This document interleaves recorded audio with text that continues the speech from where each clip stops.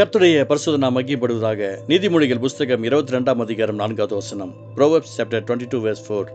தாழ்மைக்கும் கர்த்தருக்கு பயப்படுதலுக்கும் வரும் பலன் ஐஸ்வர்யம், மகிமை, ஜீவன். கர்த்தருடைய நாமம் மகிமைப்படுவதாக. நமக்கு தாழ்மையாக இருக்கிறதுனால ரொம்ப கஷ்டம் இல்லை. தாழ்மை தான் மிகப்பெரிய ஒரு ஆசீர்வாதம். எனக்கு ஒரு குடும்பத்தை குறித்து நான் கேள்விப்பட்டிருக்கிறேன். அந்த குடும்ப தலைவர் மிகுந்த கஷ்டவாளி. உண்மையாக உத்தமமாக வாழ வேண்டும் நினைக்கக்கூடியவர்.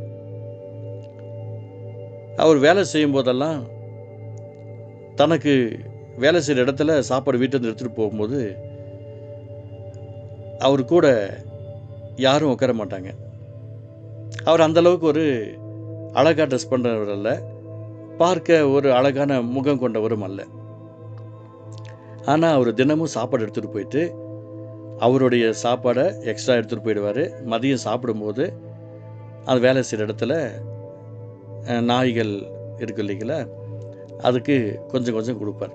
எல்லா நாய்களுக்கும் கொஞ்சம் கொஞ்சம் கொடுப்பார். இது நடந்திருக்கு. இந்த சம்பவம் அது பாட்டில் போயிருக்கு. எல்லாரும் கேவலப்படுத்துவாங்க. ஆனால் இவர், அதாவது சாப்பிட்ட மிச்சத்தை நாய்க்கு போடுவாங்க. ஆனால் இவர் நாய்களுக்காகவே சாப்பாடை தனியாக டிஃபன் பாக்ஸில் கொண்டு போயிட்டு அதுக்கு எல்லாம் அழகாக போடுவார். நாள் வந்தது, இந்த சம்பவங்கள் எல்லாம் பார்த்துக்கிட்டே இருக்கிறாங்க. அந்த கம்பெனியில் ஒரு ஃபங்க்ஷன் நடக்குது.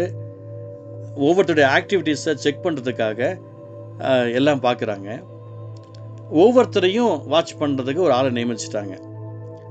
அந்த கம்பெனியில் வேலை செய்கிறவங்களுக்கு தெரியாமலே அந்த ஓனர் ஆட்களை வச்சு யார் யார் எப்படி பண்ணுறாங்க, வீட்டில் எப்படி இருக்கிறாங்க, இங்கே எப்படி இருக்கிறாங்கன்றதெல்லாம் செக் பண்ணி பார்த்துருக்காங்க. இவருடைய தாழ்மையை எல்லாத்துலேயும் பார்க்கும்போது இவர் மட்டும் தாழ்மையாக இருந்திருக்கிறார். வீட்டிலையும் மிகுந்த கவனமாக இருந்திருக்கிறார்.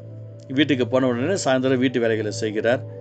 வீட்டுக்கு போகும்போது பிள்ளைகளுக்கு ஏதாவது ஸ்நாக்ஸ் வாங்கினோம்னா வாங்கிட்டு அந்த சைக்கிளில் மிதித்து அவர் பாட்டில் கொண்டு போய் வீட்டில் கொடுக்குறார். எல்லாத்தையும் பண்ணுறார். ஒவ்வொருத்தரும் என்னென்ன பண்ணுறாங்க எல்லா ரிப்போர்ட்டும் அந்த எஜமானருக்கு, அந்த ஓனருக்கு போயிடுச்சு.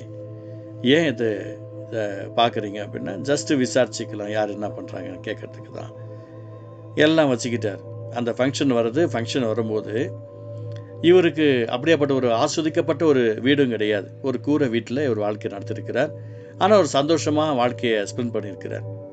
அவருடைய தாழ்மையை பார்த்துட்டு ஒரு அழகான வீட்டை கட்டி அவருடைய அந்த ஃபங்க்ஷனில், அந்த கம்பெனியுடைய ஃபங்க்ஷனில் எல்லாருக்கும் முன்னாடி அந்த நாய்க்கு சாப்பாடு போட்டார்ல, அந்த நாய்க்கு சாப்பாடு போடுற எல்லாரும் அழகான நாய்களுக்கு சாப்பாடு போடுவாங்க. ஆனால் அசிங்கமான நாய்களுக்கு சாப்பாடு போட்டு இன்றைக்கி அவையெல்லாம் நல்லா இருக்குது அப்படின்னா இந்த சகோதரர் தான். அதே மாதிரி இந்த தினத்தில் இவருடைய குடும்பத்தை நல்லா கவனிச்சிருக்கிறாரு. இவர் தாழ்மையாக இருந்திருக்கிறாரு. அதனால் இவருக்கு இந்த வீடு நான் ப்ரெசன்ட் பண்ணுறேன், எல்லாரும் கரங்கள் தட்டுங்க அப்படின்ட்டு இருக்காங்க. எனக்கு வீடு கிடைக்கும் என்பதற்காக அவர் தாழ்மையாக இல்லை. ஆனால் தாழ்மையாக இருந்தது, அவருடைய வாழ்க்கையில் வீடு கிடைத்தது. பாருங்க, அழகாக சொல்கிறார் ஆண்டவர். ஒரு உலகத்தார் ஜனமே இப்படியாப்பட்ட காரியத்தில் பார்த்து பார்த்து பார்த்து நன்மை செய்யுது அப்படின்னு சொன்னால், கர்த்தர் நமக்கு எல்லா இடத்துலையும் சிசிடிவி கேமரா வச்சுருக்கிறார். எங்கே போகிறோம், எங்கே வரோம், அதுவும் வித் ஆடியோவோட நம்ம என்ன பேசுகிறத கூட கவனிக்கிறதுக்கு ஒரு தூதகன் அனுப்பி வச்சிருக்கிறார். என்ன சிந்திக்கிறோம், நம்ம ஹார்ட்டில் சிந்திக்கிறத கூட கர்த்தரை ஆளை வச்சு பார்த்துக்கிட்டு இருக்கிறார். அதுதான் தாழ்மைக்கு கர்த்தருக்கு பயப்படுறதுக்கு வரும் பலன் ஐஸ்வர்யம், மகிமை, ஜீவன். நீங்கள் தாழ்மையாக இருந்தீங்கன்னா உங்களுக்கு ஐஸ்வர்யம் வந்தே தீரும், மகிமை வந்தே தீரும், ஜீவன் வந்தே தீரும். அதை மாற்ற கருத்தே கிடையாது. ஆண்டவர் உங்களை ஆசீர்வதிப்பார், ஆண்டவர் உங்களை பலப்படுத்துவார். நான் விசுவாசத்தோடு சொல்கிறேன், தாழ்மையாக இருங்க. சகோதரன் நீங்கள் தாழ்மையாக இருங்க. யார்ட்டையும் சண்டைப்படாதீங்க, யார்ட்டையும் அங்கங்கே எதுவும் பேசாதீங்க. காது கேட்கறன்னு சொல்லி விட்டுருங்க. சவுல் ராஜா என்ன சொன்னார்?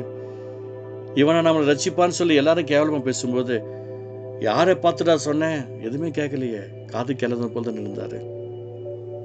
நம்மளும் இருப்போமே, தாழ்மையாக இருப்போம், ஜெயிப்போம், நிச்சயம் ஜெயிப்போம். எப்படி தெரியுங்களா? அந்த தாழ்மைக்கு முன்னாடி இயேசு அப்படி அன்பு இருக்குது, கிருபை இருக்குது, தயவு இருக்குது, இரக்கம் இருக்குது.